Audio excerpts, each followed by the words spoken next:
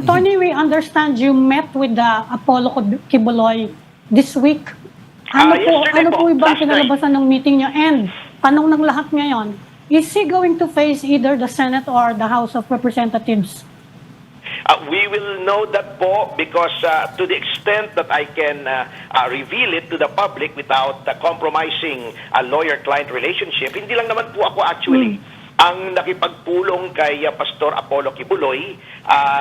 We have a legal team sapagkat marami naman pong matters na hinahandle, and all of the teams reported back to him, yung sa Senate, kami sa House, yung sa mga ibang mga kaso, and we discussed with him the options available to him after thoroughly studying all the statutes and jurisprudence, including ruling case law, and we laid down the options available to him at this moment for him to be able to make an informed decision about all of those matters.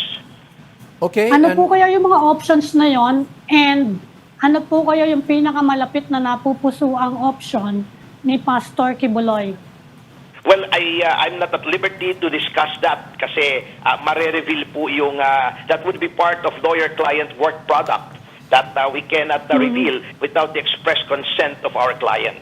Ang kahapon po, ang sabi niya sa akin, after we have laid down the options to him, he will go on a period of prayer and contemplation to ask for divine guidance on how best to approach the issues he's facing.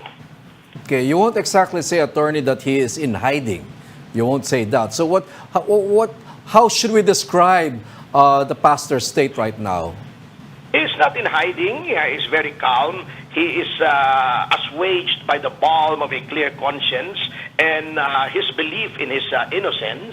He's where he usually is. He's in Davao. May mga lugar naman po na alam naman po that for the longest time, doon lang naman po siya umiikot.